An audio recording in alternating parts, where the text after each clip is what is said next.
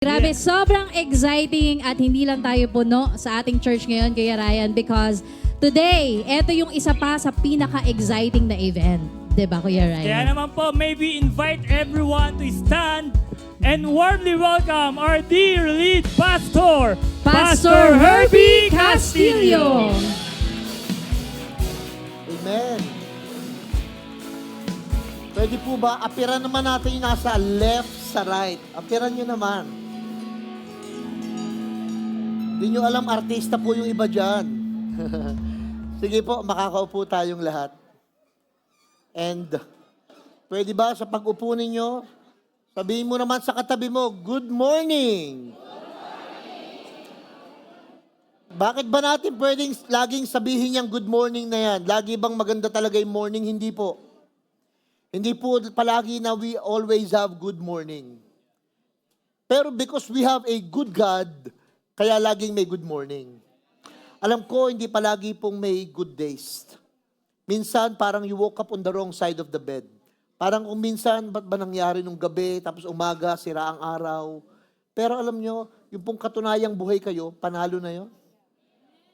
Yung katunayang pong walang mga swero, dextrose na nakakabit sa inyo o oxygen, panalo na yon.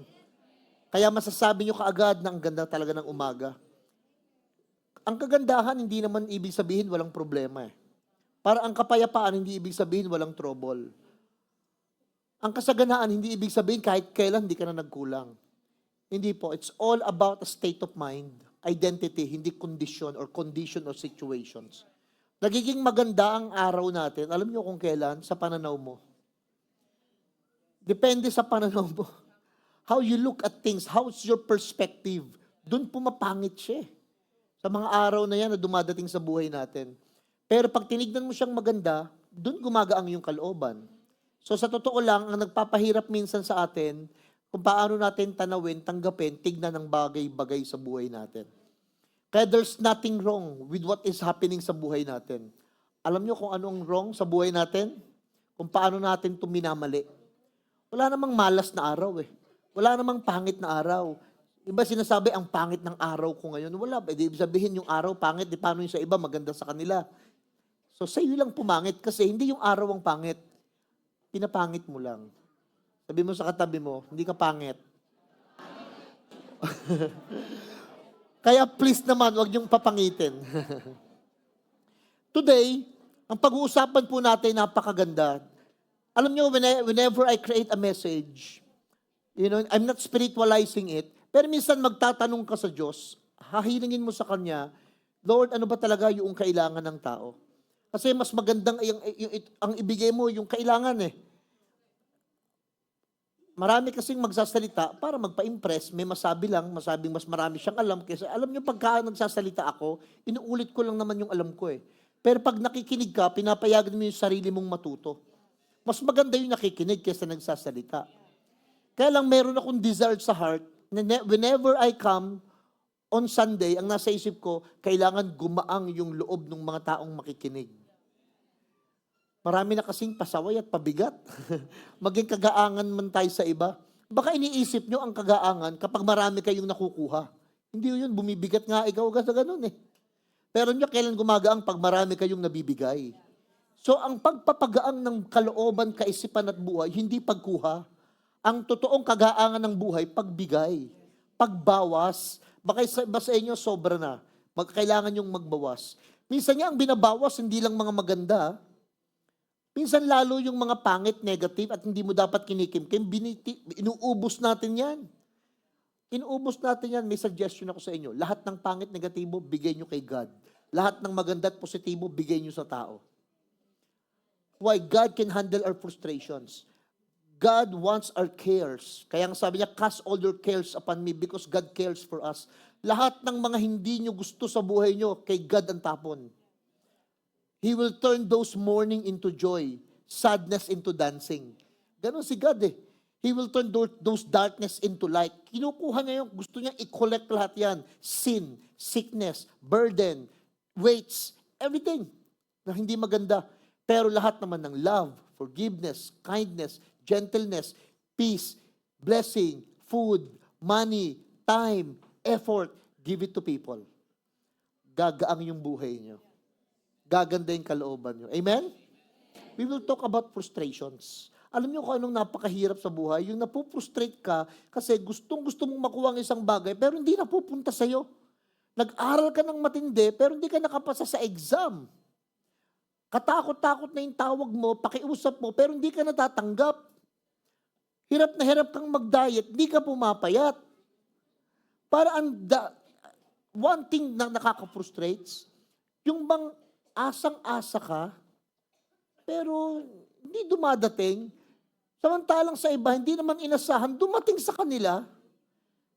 Ikaw ito na talagang grabe yung hirap, grabe yung efforts, pero hindi dumadating sa samantalang isa, wala man lang effort. May kinukwento si Charlita, grabe daw yung classmate nila, ang tindi nung nag-review, nung mag-take sila ng social work exam. Grabe, ang tindi. Tapos may kaklase siya, nahayahay lang. Nanonood-nood pa nga daw ng sine. Habang sila nagsusunog ng kilay, yung isa naman, nagko-coffee. Nakapasa pa yung isa. Tamatay yung classmate nila, sinasabi mo ba, Pastor, hindi na kami magre-review. Wala akong sinasabing gano'n. Lahat yan maganda. May pinayuhan nga ako, sabi niya sa akin kasi, tinanong ko siya, lately sabi ko, hindi kita masyado napagkikita sa church. Pero alam mo namang ako, pag wala kayo sa church dahil may trabaho kayo, okay sa akin yon. Pag wala kayo sa church kasi nasa bakasyon kayo, nasa kasalan kayo, binyagan kayo, nasa Boracay kayo, okay sa akin yon. Pag wala kayo sa church dahil nagka-camping kayo, maganda sa akin yon. Okay na okay sa akin yon.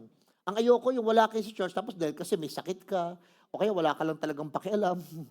Yan ang masakit eh. So tinanong ko lang siya, ba't di kita masyado napagkikita? Alam mo, sagot niya, PH, kasi masyado po akong focus ngayon sa studies, sa school. Na talagang aral po ako ng aral. Kasi meron kaming thesis. Okay. Okay yan, sabi ko, natutuwa ako na ganyan ka-determine. Pero may suggestion ako. Kasi I have seen in life na those people who really work hard, who really have struggles in life, nakita ko eh. Pero nakita ko din yung mga tao na hindi naman ganyan kahirap, pero nahipuan, na-touch ng favor ni God, parang hindi gumapang tumalon eh. Mas nag-improve, mas nag-excel. Why? Because they put God first. May effect yun whether you like it or not, psychologically, spiritually eh. May effect yun na you do your thing, masipag ka, matyaga ka, maayos ka, pero at the same time, binabalanse mo na, Lord, kailangan ko ma-refresh yung mind ko, kailangan kumain yung kaluluwa ko, kailangan makapakinig ako, kailangan ko ng presensya ng Diyos at ng mga tao. Alam mo, mas gumagaang ang buhay. I pray na mahipo yung kanyang kaisipan at kalooban na, kailangan ko pala talagang laging isama yung schedule ko na Sunday kahit papano. Pero no pressure. Tapos na tayo sa mga panahon na kinukundina natin yung tao kasi wala sila sa Sunday. Kumbaga, what we are giving to people, ino-offer natin, you can be here or not. Pwedeng nandito kayo, pwede din wala. But if I were you, I want to be here. Parang nung time ni Noah sa arko, maaring yun ang pinakamabaho kasi puro hayop ang nandun, pero yun ang pinakamatindi, pinaka-safe na bangka nung panahon na yun. Tiyagain mo na yung baho, safe ka naman. That would be the best boat afloat that time. Kasi may flood, everyone is dying. So that may be imperfect, stinking boat, pero one of the best boat afloat nung time na yon. Maaaring hindi perfect ang church. Marami rito, plastic. Tingnan mo yung katabi mo, kurutin mo, ay hindi pala plastic, totoo. May mga tao, mga mapanakit, tatampo ka, mga mapag-take advantage, hindi lang sa church, lalo sa school, lalo sa barangay, sa lahat yan eh. Huwag nyo na may single out yung church. Lahat yan eh. Nandun lahat yan. Pero, at least dito, may napapakinggan kayo. At least dito, nakakakain yung kaluluwa mo. Alam nyo, ang intake, hindi lang naman bibig, pati tenga at isip, mata din, at puso. Maraming way for God to feed us. Maraming paraan. Isa ito sa pagpapakain ng Diyos sa atin. Amen?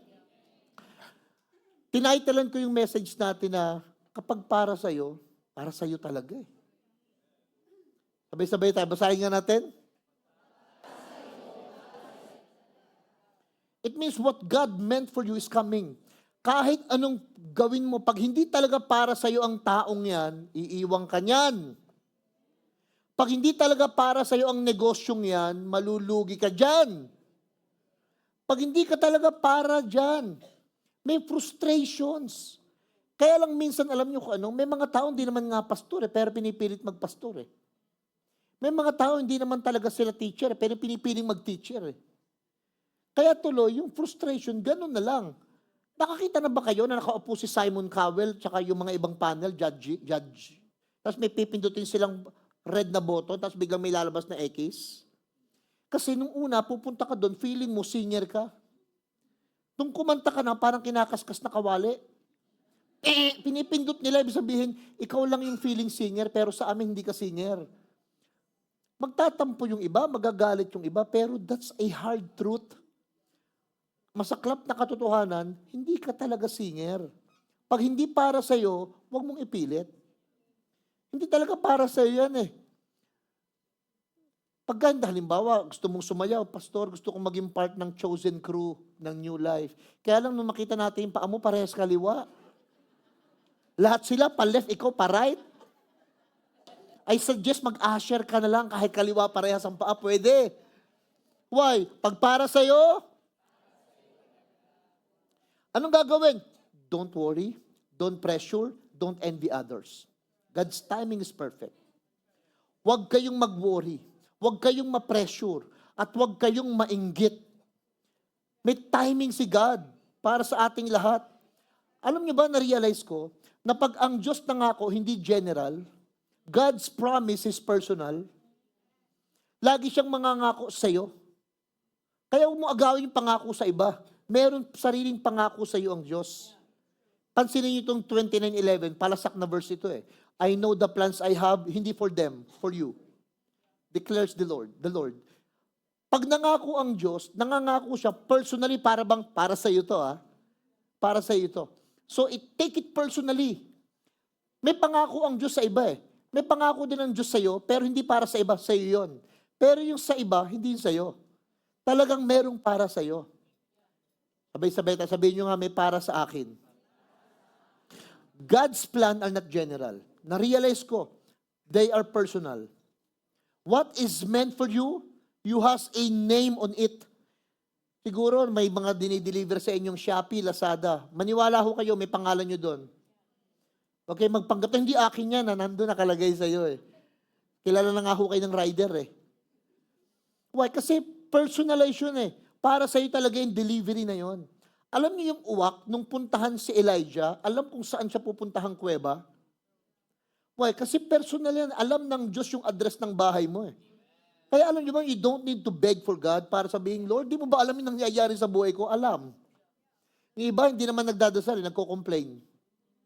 Yung iba, hindi naman talaga nagdadasal. Alam mo yung ginagawa, nagbibigay ng info kay God na para bang di niya alam nangyayari sa atin. Samantalang words that are not yet been uttered and been spoken, alam na niya Pag tayo mo, pag upo mo, bilang niya buhok mo, bilang niya. Body parts ng katawan mo, alam niya. So you don't need to always explain, magbigay ng info, ito yung mga nangyayari sa akin. Hindi yun dasal Ano yun? Angal. Ang dasal, alam niyo kung ano, with prayer and thanksgiving, put all those anxiousness. Huwag kayo ma-anxiety, huwag kayo ma-anxious. Don't worry about anything, but in praying, in everything, with prayers and thanksgiving, give your petition to God. Pag dadasal kayo kay God, alam mo sabihin niyo, Lord, salamat po. Pinagaling mo ako sa karamdamang ito. Mas maganda yung dasal na yon. Lord, salamat po. Pero wala kang pera. Salamat, Lord. Po-provide mo yung needs namin. Dahil mabait ka kahit salbahe ako. Kasi sabi niya, God will provide all my needs according to His riches and glory. Hindi according to your goodness. Hindi according to your behavior.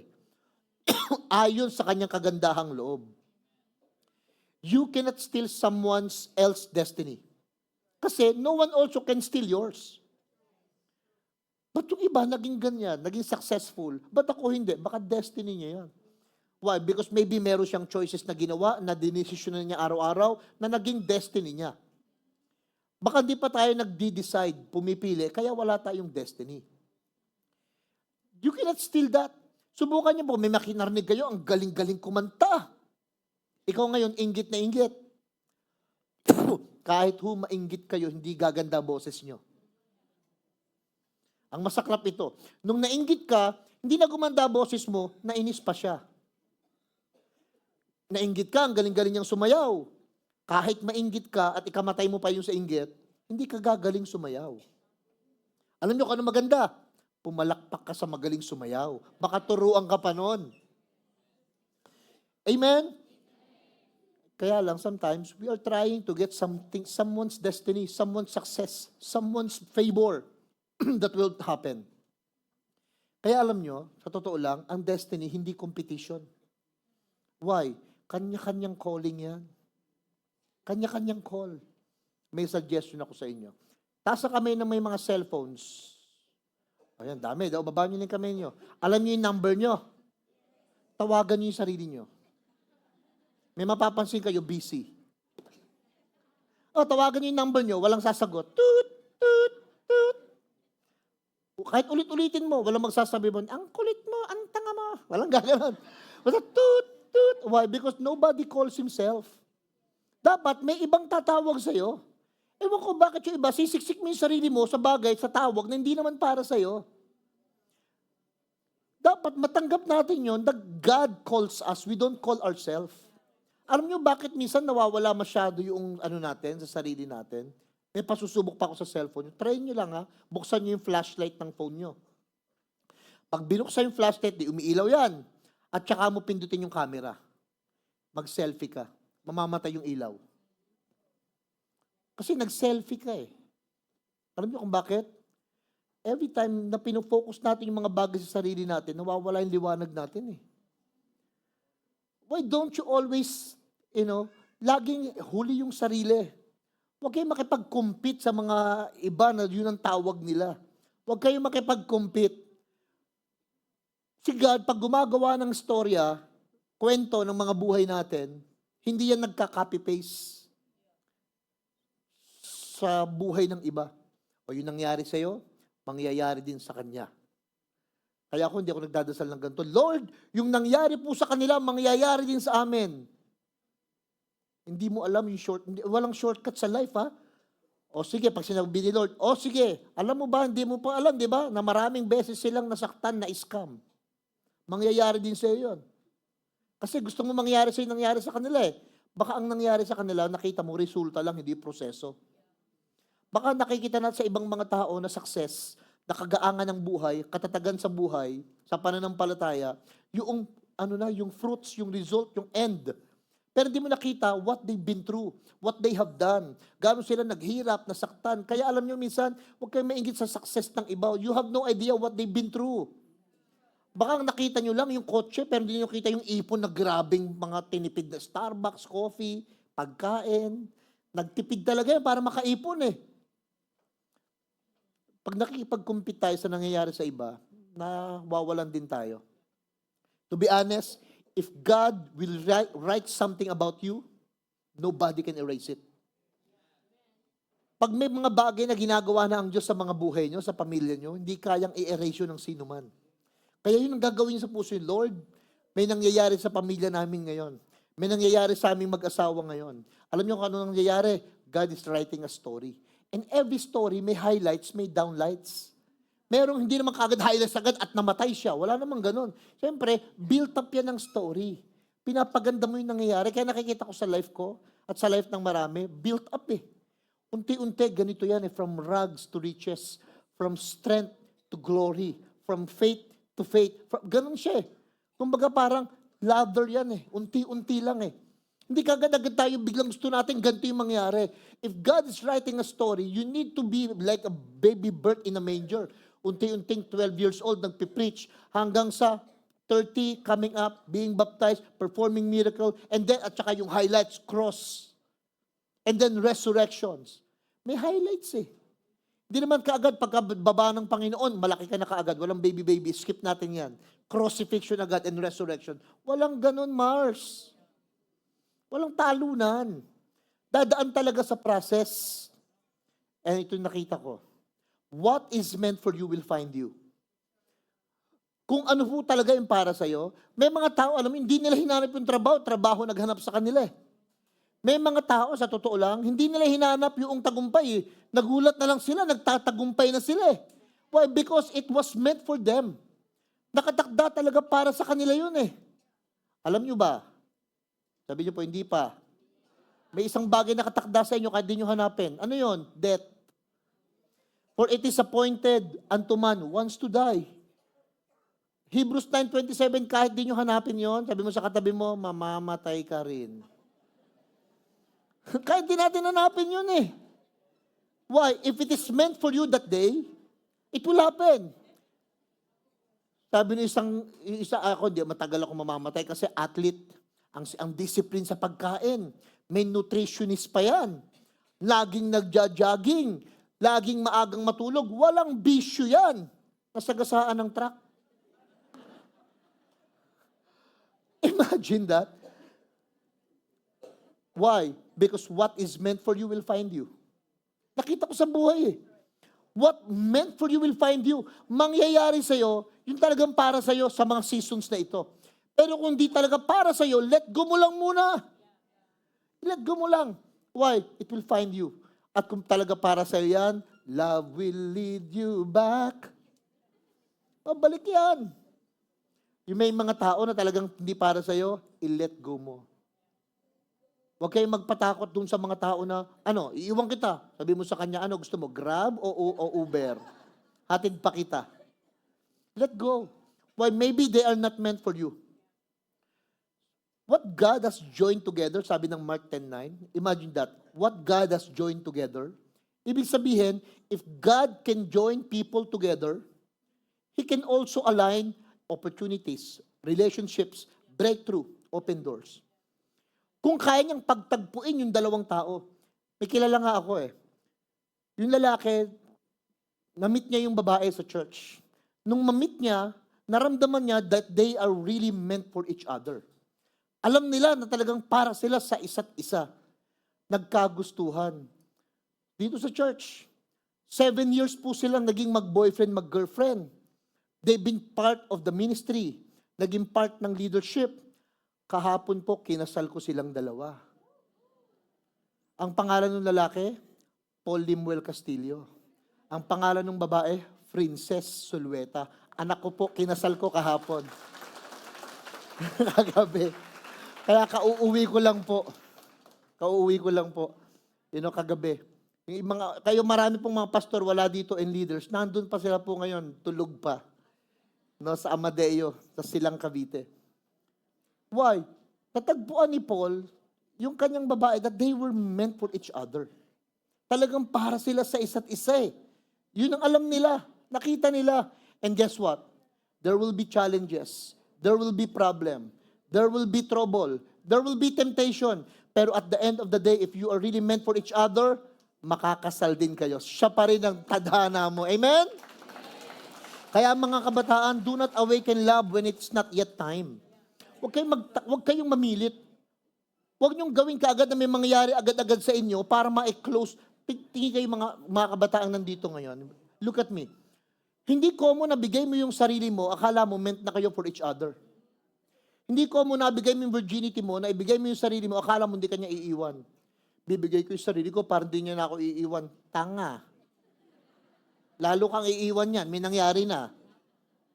Kaya kailangan minsan you have to be practically strong ka sa sarili mo na true love waits. How long I will wait? Abala, kung talagang mag-iintay naman yan. Kaya lang just lang, unti-unti lang. Take the process, learn from it. Go to the cycles of life.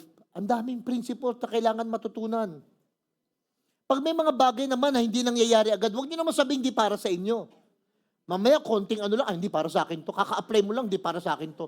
Gusto mo tawagan ka agad? Minsan, delayed, pero hindi denied. Baka delayed lang, pero hindi naman ibig sabihin denied agad. Intay-intay din. Baka mamaya, nag-reroute, umikot lang. Hindi naman pagkatawag mo, nagpa-deliver ka sa Food Panda, gusto mo, after 5 seconds, nasa harap mo na. Hindi, iikot pa yan eh. Baka nga may i-deliver pa siyang 13, pang 14 ka eh. So, dadating din yan. Sabi mo sa katabi mo, dadating din yan. Ang delayed kay God, hindi rejections. Kadalasan napansin ko, redirections. Pag may mga bagay na hindi nangyari agad, hindi sabihin rejected na yan. Hindi, yung ginagawa pala ni Lord, nire-redirect lang pala. Nire-redirect lang. May mga tao nga nagpadala ng pera, may kwento sa akin, totoong nangyari ito, na may isang Baptist na babaeng businesswoman na milyonarya, nagpadala ng pera sa isang church. Tuwang-tuwa sila ngayon. Nakita nila sa cheque, milyon. Milyon. Alam nyo, tumawag yung bangko. Why? May mali po dun sa cheque. Tinawagan ngayon yung nag-deposit na hindi po ayaw i-claim kasi may mali, ganyan, siguro erasure or whatever. Kasi malaking pera Alam mo yung nagbigay, hindi niya na dineposit sa church na yon. Dineposit niya sa ibang church. Ibig sabihin, yung church na pangalawang dineposituhan itong businesswoman na ito na milyonarya, talagang yung pera na yun meant for them. Meant for them. Kala nung unang church, sa amin na to! Yung pala, sorry, not meant for you. Para sa kanila yon. Huwag din kayong maagang magsaya, ha? Huwag din kayong maagang, hintayin nyo muna. Iba, binibilang kagad yung sisiw, di pa napipisak yung itlog Hintayin nyo munang mapisak yung itlog para masabi mong 1, 2, 3, 4, 5. Pag itlog pa lang, baka bugok yon. Baka mamaya hindi yon. Baka mamaya hindi para sa inyo. Pero kung para sa inyo, may delayed ng konti, relax. Relax. Why? What is your divine appointment cannot be stolen by human disappointment. Pag may tinakda ang Diyos sa inyo, tapos may mga taong pipigil, may mga taong babago, may mga taong haano niyan. Aasarin ka sa mga part na yan. Huwag kang mag-alala. That can never be stolen from you. Why? Talagang para sa iyo yung anointing na yon, yung calling na yon, yung blessing na yon, yung tao na yan o yung trabaho na yan. Alam niyo minsan, para sa iyo talaga yung promotion na yan, kaya tanggapin mo na. Pero may mga human disappointment na talagang aangal, ibabash ka, sasabihan ka ng kung ano-ano. Tignan niyo yung life ni Joseph. Nung una, ang ganda ng panaginip Nagluluhuran ng mga buwan at bituin at ang mga trigo sa harapan niya, ang ganda ng panaginip. You know what happened? Betrayed. Pangalawa, sold. And then, forgotten. And then, imprisoned. Binitrade siya ng kanyang mga kapatid, mismong sariling pamilya, nabenta siya dun sa Egypt, pagkatapos nakalimutan na, nakulong pa. Ano nangyari ngayon? Yung unang panaginip niya na pagkaganda-ganda, lahat basag. Lahat ngayon, walang kwenta. It seems like, na-betrayed ako, nabenta ako, na kalimutan na ako. Ngayon naman, wala talaga. Nakakulong pa. Hindi niya alam, yung nangyayari na yun ang magiging libre niyang pamasahe papunta sa kanyang kapalaran. Imagine the pit became a free transportation to your calling. Ang nangyari, kailangan palang pagdaanan niya lahat ng mga hirap na yon kasi piniprepare ng Lord yung heart and mind niya to become a better person, to be the best leader. Nung time na yon. Kasi iba magaling sa power pero masira sa karakter. Antindi, magagaling mga magsalita pero wasak yung buhay. Siguro ang ginagawa kay Joseph ng Panginoon, dahil alam niya na he was being called for the nation, not for a single person only. Baka ang tawag sa kanya pang isang buong bansa Totoo nga, ganyan nangyari. Alam niyo nangyari? Basahin niyo sa bahay. Wag ngayon, chapter 37 hanggang chapter 50 ng Genesis, para kayong nanood ng K-pop, K-novela. Maiiyak ka talaga. Ilang beses ko nang binasa ito nakakaiyak Yung huling-huli, yung magtatanggal siya ng mga pilikmata, at saka ng ahas sa ulo, aalisin niya na yung pagiging Egyptian niya, at sasabihin niya, mga kapatid, ako ito yung utol nyo na pinatay nyo. Ako itong utol nyo na ginawa nyo ng masama. Takot sila, papatay hindi kami. Pero no. Okay, mag-alala. Basahin ko. Chapter 50, verse 20. You meant evil against me, God meant it for good. Yung pagtatangka nyo ng masama sa akin, ginawa pang ikabubuti ko yun ng Diyos. Minsan may nangyayari parang masama sa inyo, ikakabuti nyo pa Ikakabuti nyo pa Natanggal ka sa work, nawalan ka ng income, nagkasakit ka, nag-break up yung relationship ninyo, na-scam ka, naglugi yung negosyo, hindi ka nakapasok, hindi ka na-promote. Ang ending, gagawa ko ng topic, alam nyo kung ano? Kaya pala.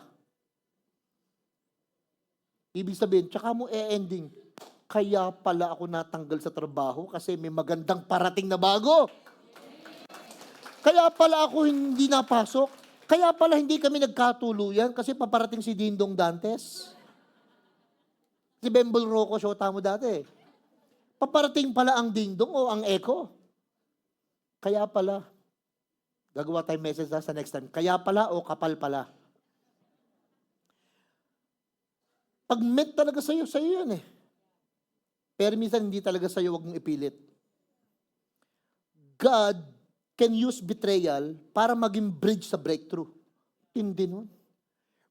Binitrade ka na, niloko ka na, sinaktan ka na, ang naging daan, naging tulay pa yun, naging bridge pa yun for breakthrough.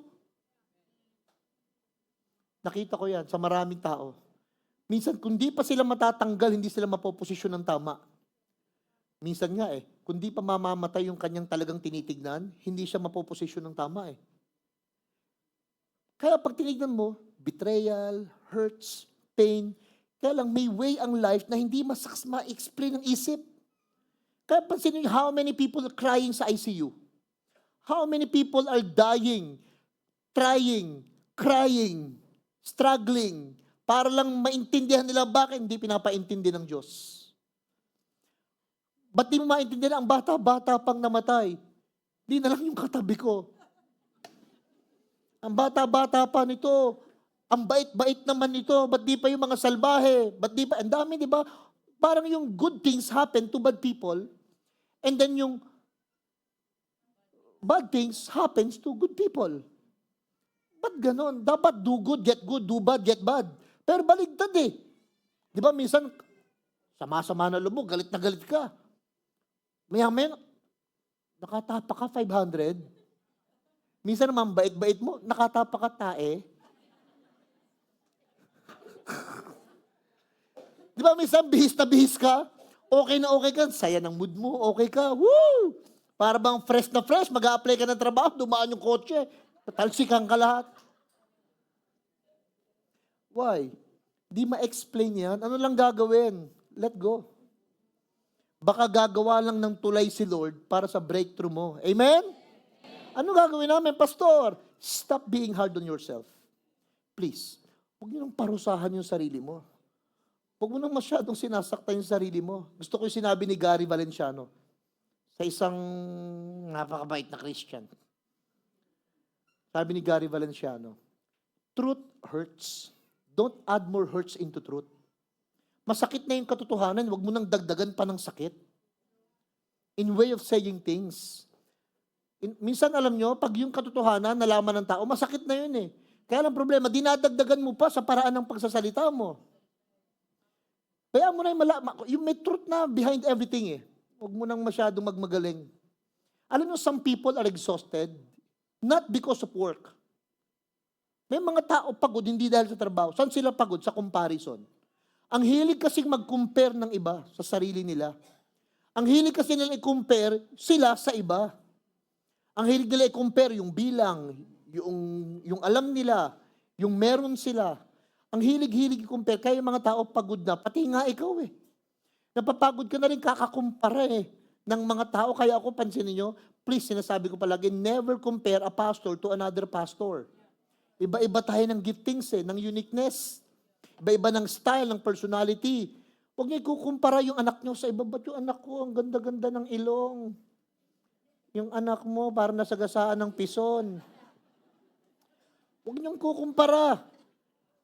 Why? Iba naman kasi yung ilong ng anak mo. Gusto niyo ba pare-parehas tayo ng itsura? Ang hirap maningil ng utang. Oy, may utang ka. Hindi ako yung kamukha ko lang. Hindi para kayong minions. Pare-pare. Diba? Kaya sabi mo sa katabi mo, dali, buti na lang, di kita kamukha. Alam nyo bakit yung iba, they're really hard on themselves. Let me tell you straight. Please, stop being hard on yourself. Huwag nyo nang pahirapan sarili nyo. Huwag na kayong magmukmok. Bakit di ko nakuha? Huwag na kayong mag-emote-emote pa. Panginoon, ipadama mo naman ang love. Huwag ka na magagaganon. May papadama-padama pa. Huwag na. Alam nyo gawin nyo? Palayain nyo yung sarili nyo. Baka that's not meant for you. Baka hindi talaga para sa'yo. Alam nyo iba bakit hindi nag-grow? Nakita namin yan nila Pastora Hermie. Nakita namin ng mga pastor yan sa Manila. Ba't maraming church ang hindi nag-grow? Ang daming ganap.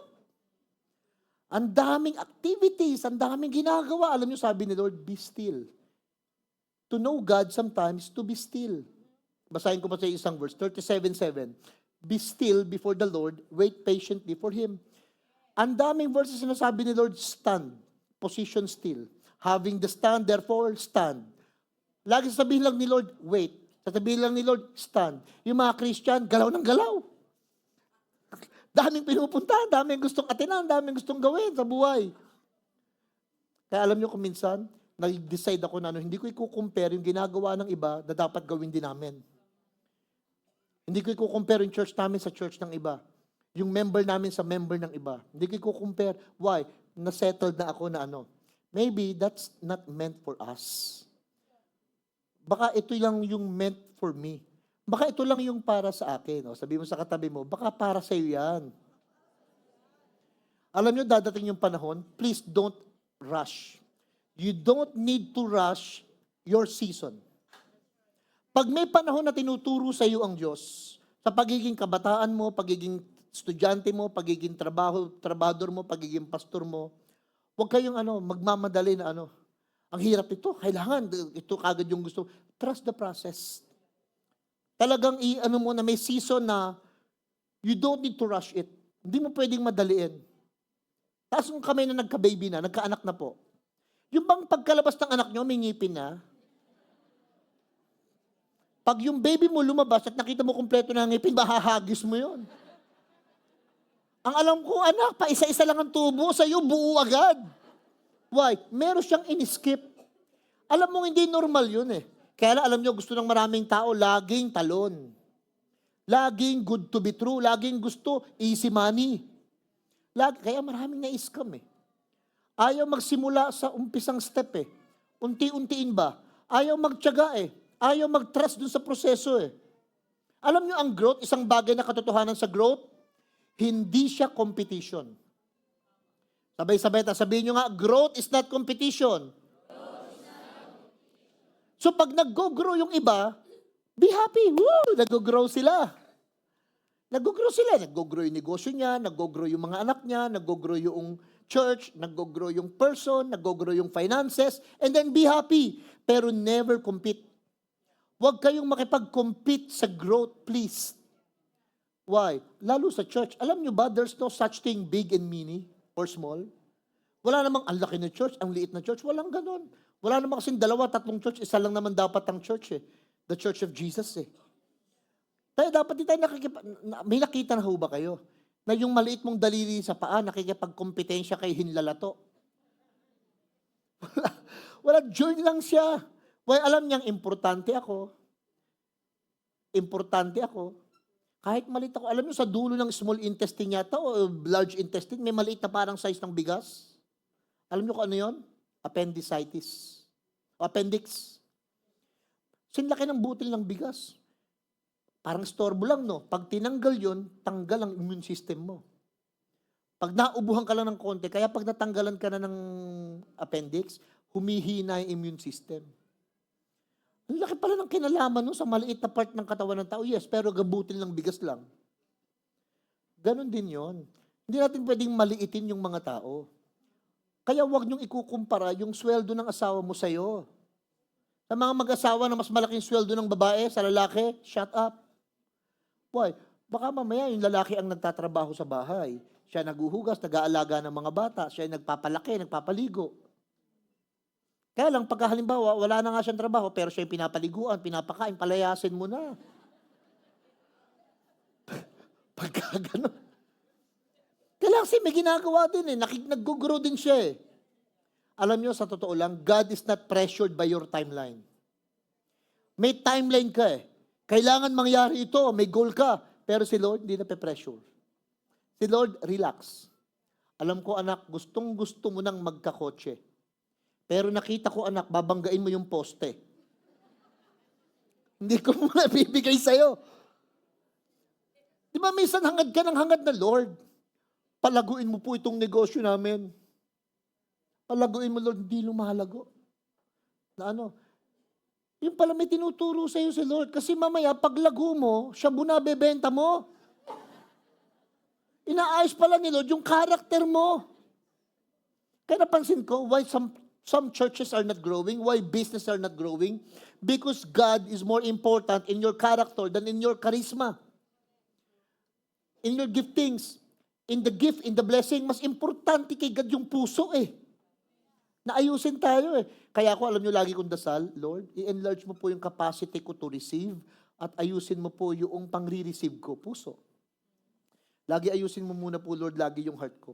I need to make sure na I am more loving, kind, and generous bago maging ibigay yung mga bagay na yan. Tandaan nyo ito, pressure does not produce promise. Patience does. Pag nape-pressure kayo, kailangan, alam nyo, ang ipoproduce naman niya, hindi naman niya, okay, sige na, gagawin ko na yung mga pinangako ko sa'yo. Hindi. Ang magpuproduce ng promise, yung patience mo. Paano ka naging mahinahon? Paano ka naging matibay na whatever it takes, no matter what. You haven't got what you need. Di mo nakuha yung kailangan mo. Pero ang nangyayari, alam ko nasa isip ng iba, ay, pumanik na music team, matatapos na si Pastor Herbie. Hindi pa sinasarado ang Bible ko. Pag nakita niyo sinarado ko na Bible ko, matatapos na ako. Nasa introduction pa lang po tayo. Sa totoo lang, di naman kayo nahuhuli. Diba sinasabi, Pastor, I am behind. No, you're not behind, you're being prepared. Piniprepare ka lang ni Lord, kaya akala mo naiiwan ka. Sa totoo lang. Si David, wala pa siyang corona para maging hari, binuhusan na siya ng langis. Ano ibig sabihin? Yung iba, kailangan muna na may corona para masabing hari siya. Si David, wala pang corona, binuhusan na siya ng langis. Alam niya sa sarili niya, hari na siya. Pero it took him so long. Nag-intay ng maraming taon bago sabihin sa sarili na, I'm the king. Minsan alam niyo iba, gusto muna prueba. Gusto muna position. Gusto muna title. Pero ayaw ng process. Ayaw pagdaanan mismo yung nangyayari sa loob. There is a gap between anointing at saka appointing. Minsan may anointing si Lord na empowerment na ibibigay sa'yo, pero may gap eh. Bago mangyari yung appointment. Napansin ko yun eh. Minsan pag malapit ka na sa appointment mo, came from your anointing, may gap talaga. Pero kailangan wag mong i-skip yung gap na yun. Kung ito yung anointing ni Lord sa'yo, at ito yung appointment, wag mong i-ano. Bayaan mo lang, just go through it. Hindi magkaanak, enjoy lang. Don't put pressure on each other. Hindi makapasok ng trabaho, enjoy mo lang muna yung tambay. Wag mo lang pangatawanan. Enjoy lang, process, aral, pray, studies, help people. Sa buhay natin ho, talagang may process. Ang preparation is not a season of punishment. It is actually positioning. Baka kala nyo, at tagal nung nangyari, pinaparusahan ba ako ng Diyos? Hindi, pinuposisyon ka ng Diyos. Pinuposisyon ka, pero hindi ka pinaparusahan ng Diyos. Kaya iba minsan, pag hindi nangyayari, akala may parusa eh. Akala may masamang nangyari sa puso nila o may masama silang nagagawa eh. Yun kagad ang ginagawa eh. O last na, sana lang. Pakilang ba sa inyo, sana lang? Isang oras na lang? Don't envy others. Ayan na. Sabi mo sa katabi mo, wag kang inggitera. Kung lalaki yan, wag kang inggitero. Don't envy others. Sa totoo lang, wag tayong mainggit. Alam niyo yung mga sumasakit ang kasukasuan? Yung sumasakit-sakit yung mga buto-buto, basahin ko sa inyo yung verse, 14:13 ng Proverbs. A heart at peace gives life to the body. Pero yung inggit daw, rots the bone. Pag natutuyo yung mga utak sa buto, sasakit ang mga buto-buto. Alam niyo, isang cause pala ng pagsakit ng buto-buto, kasi inggitero ka. So para malulusog ang mga buto, walang mainggit. Pag masaya siya, masaya ka din. Pero pag malungkot siya, pwede ba makilungkot din kayo? Rejoice to those who are rejoicing, weep to those who are weeping. Pag ito yung lumabas sa bibig mo, ito yung indicator nyo if you are in faith or if you are in envy. Pag ang lumabas sa bibig mo, why them? Bakit sila? Pag lumabas sa bibig mo, why not me? O kaya, it should have been mine. Ayun na, pag lumabas na yun sa bibig mo, Lord, bakit sila? ba't hindi ako? Dapat ako yon. Alam nyo, nangyayari sa heart mo, naiinggit ka na. Pero pag lumabas sa bibig mo, huwag mo sabihin sa tao, sa sarili mo lang, Lord, if God did it for them, you can do it for me. Pag ginawa mo yun sa buhay nila, nangyari sa kanila, alam ko, Lord, mangyayari din sa akin. Pero hindi mo sinasabi sa kanya, iba kasi, alam mo, pag nagkakotse, sabihin sa alam mo, ako na ang next. I'm next. Hindi yun faith. Actually, hindi kailangan marinig ng taong yun.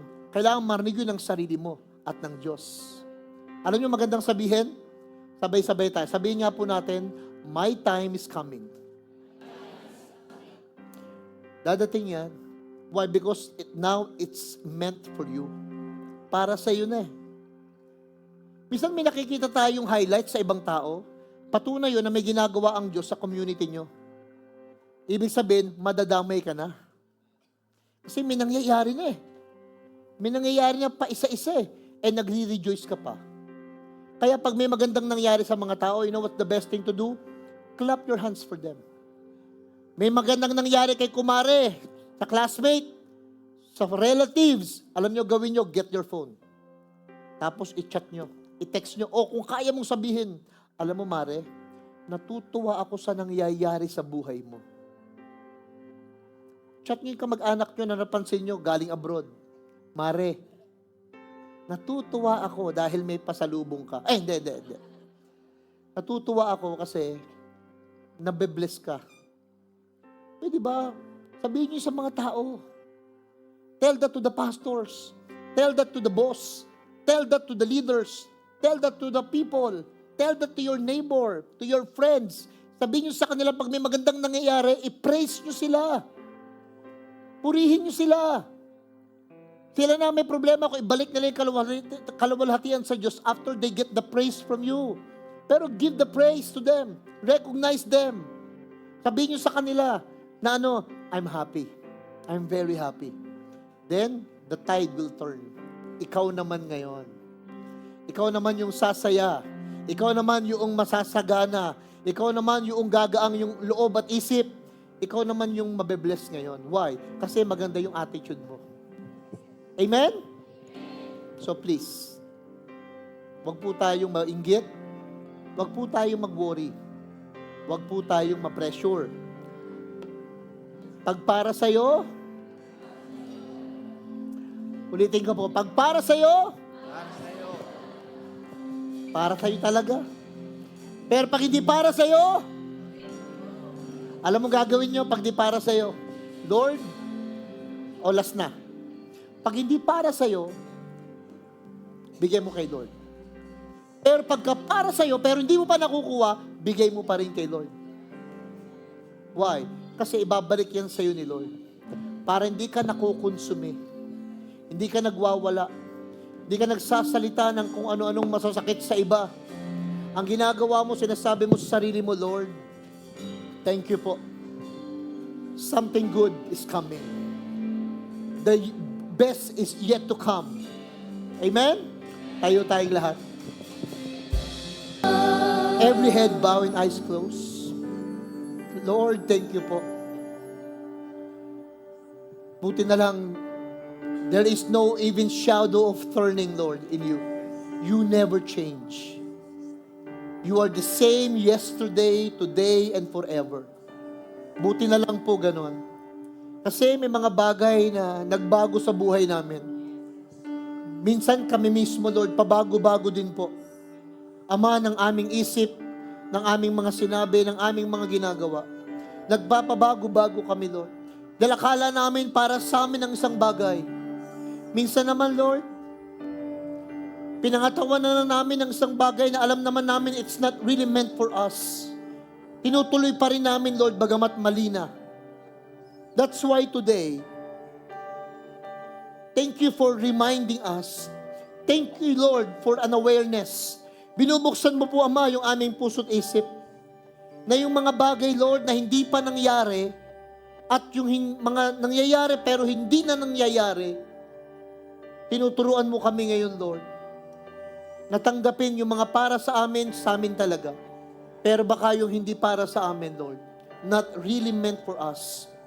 Teach your people to be humble more.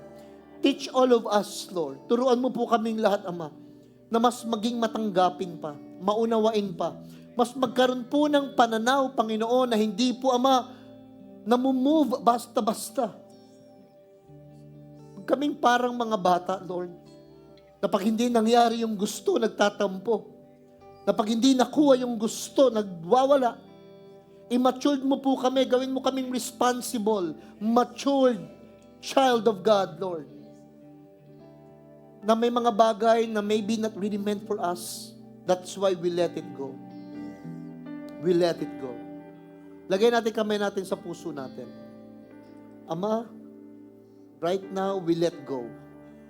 We let go yung mga things na nag-cause ng pressure, ng burden, nag-cause, Lord, minsan ng inggit pa sa puso namin. We let it go right now. Kung tao yung kailangan naming i-let go because it's not really helping, it's not really healthy right now, we let them go. We let them go, Lord.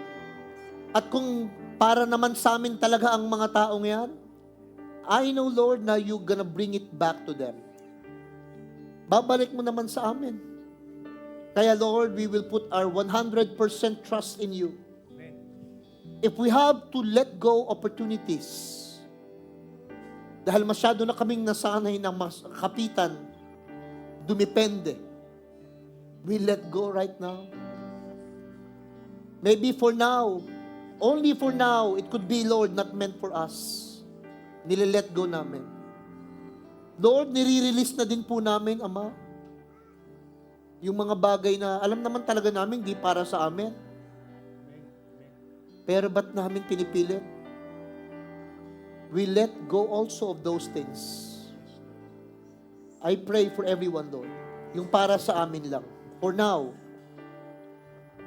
in your time, you make things beautiful.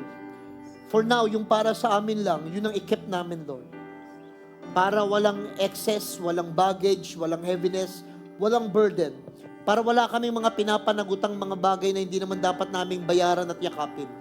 Yung meant lang for us today. For this season. Yung para lang sa amin talaga, Panginoon. Yun lang muna. And we will be content, Lord. Satisfied at the same time. Sa mga bagay na alam namin, Lord, meant for us.